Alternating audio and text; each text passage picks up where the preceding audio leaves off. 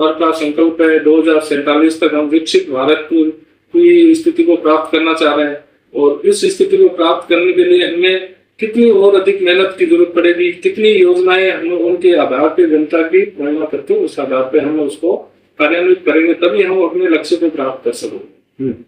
जागरूकता के विषय में आप आमजन को क्या कहना चाहेंगे? क्योंकि ऑनलाइन डेटा एक प्रकार से कंसर्न रहता है सिक्योरिटी का, और आम आदमी इस दौर में ऑनलाइन सिक्योरिटी की खास तौर पर चाहता है। ऐसे में ऑनलाइन डेटा कोई नहीं देना चाहता, कई प्रकार के फ्रॉड भी चलते हैं, साइबर फ्रॉड चलते हैं। ऐसे में आप क्या संदेश? देखिए, ये बात सही है कि आज का जो युग है वो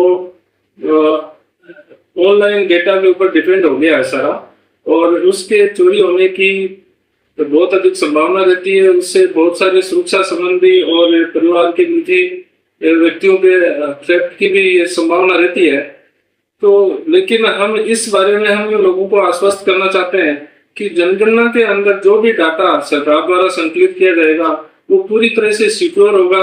यहाँ तक कि उस डाटा को हम कोर्ट के आदेश से भी कोर्ट में भी पेश नहीं करेंगे।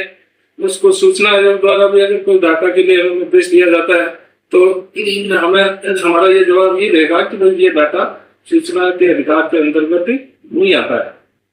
तो ये मान सकते हैं कि ये डाटा पूरी तरह से सुरक्षित होगा, और हमारे जो कार्मिक है और हम जो स्वयं भी अपने डाटा को सुरक्षित रखें। और इसका सबसे बढ़िया हमारा सहयोग ये रहेगा कि हम स्व गणना के लिए अधिक से अधिक लोग प्रेरित हों और अपना डाटा खुद बने।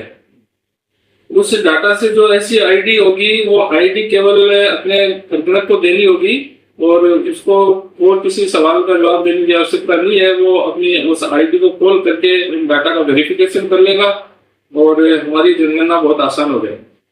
सर, सरकार का भी कोई ऐसा मतलब कर्मचारी या कोई है जो ओटीपी मांगेगा या मतलब फ्रॉड होते हैं, ऐसा कोशिश करना सरकार ओटीपी लेगी इसके बारे में? नहीं, सरकार कोई ओटीपी नहीं लेगी। हम अपनी गणना खुद कर रहे हैं, अपना मोबाइल नंबर दे रहे हैं, तो हम जो जानकारी फीड कर रहे हैं वो हमारी है या नहीं है, उस चीज का वेरिफिकेशन हमारे ही मोबाइल पे आएगा, और हम जो ऑप्शनल है ईमेल आईडी देंगे उसके ऊपर आएगा। सर, कई क्या होता है कि जैसे कई जाते हैं, कोई ऐसे मरीज मिला जाता है जो तरक्की नहीं कर लेता है, तो पुलिस अधिकारी मिले तो वो अगर जनगणना करने वाले व्यक्ति को पहचान वगैरह होगा नहीं, वो हमारे जो पर्सनल होंगे उनको हम आईडी कार्ड देंगे, वो आईडी रखेंगे, और आपके लोकल ही लोग प्रकट होंगे, कोई बाहर से आया नहीं होगा।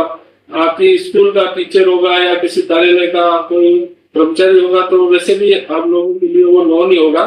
और अगर नहीं भी जानते हैं तो अपने आसपास अपन पूछेंगे तो बहुत सारे लोग उसको जानते होंगे कि हाँ ये गुरुजी तो हमारे इसी स्कूल के अंदर लगे हुए हैं। बाकी आईडी भी देंगे, अगर आप पूछेंगे तो वो अपना परिचय भी बताते। ये कब से कब तक चलेगा सर ये जनगणना? ये गणना है, ये 1 मई से 15 मई तक का सेशन रखा गया है, और हमने सभी सरकारी कर्मचारियों को इसके लिए ट्रेन किया है, उनकी जानकारी दी है, उनको प्रेरित किया है।